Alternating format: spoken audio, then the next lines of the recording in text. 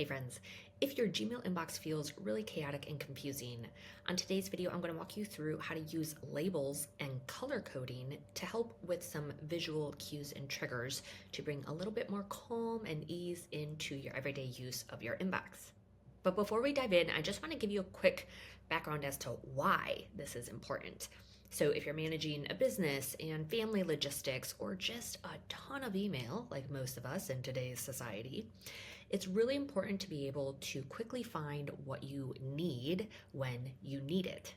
Using labels and color coding helps, again, give you kind of that visual quick cue as to where something might be located. And it's something that I've used for the last 15 years, and it's a tried and true and very simple method. So let's go. So the first thing I'm going to do is show you how to create a label. Let's say there's something popping into your inbox that you always kind of want front of mind. Let's say James Clear is a really important client of yours if you own a business, or James Clear might be a teacher from your kid's school, right? Something that you want access to that you're getting a lot of email from. So we would go over here to labels and click the plus sign, and I will name the label as it is and hit enter, and then you'll see that it's here now over on the left hand sidebar. So again, like I have receipt as purple with that visual cue, I'm going to give James Clear, let's see here, label color, let's do blue. So now we have both the label and the color. And the way that we can label the email from the inbox is it's quite simple. You can just drag and drop.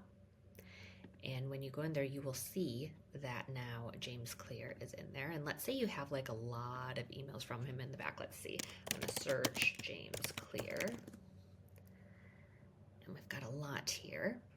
And you can see actually that it pulled up, some emails that have some of these words inside of it. So to be a little more specific, we can actually copy and paste. There's different ways to do this, but I'm going to copy and paste the sender. And now it's just all of the emails from that specific sender. So I'm going to click here up into the box and drop and drag all of them. And now they're all labeled James Clear. They still might be in the inbox. So if I want to have just the label James Clear, I can similarly archive all of them here. And now you'll see they are no longer labeled inbox and James Clear. They just have the James Clear label. Here they all are. And they're no longer in the box cluttering it up. So it's a great way to get clutter out of the inbox, but also have an easy way to access those specific emails. You'll see that I also have a couple other labels here. These are typically ones that I like to create or find in a lot of other inboxes that I work with. So travel, taxes, or finances. 2003, whoa. That's some old taxes right there. Okay, taxes, recipes, receipts. But play around with this. And again, a lot of people, I will say, like to just use an archive, right? So they'll take everything, they'll highlight it all, and then throw it in the archive.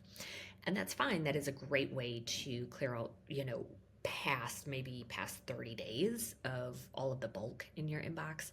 But again, for those really important messages or things that you want a little help with recall further down the road, it is nice to use Gmail's label and color coding system.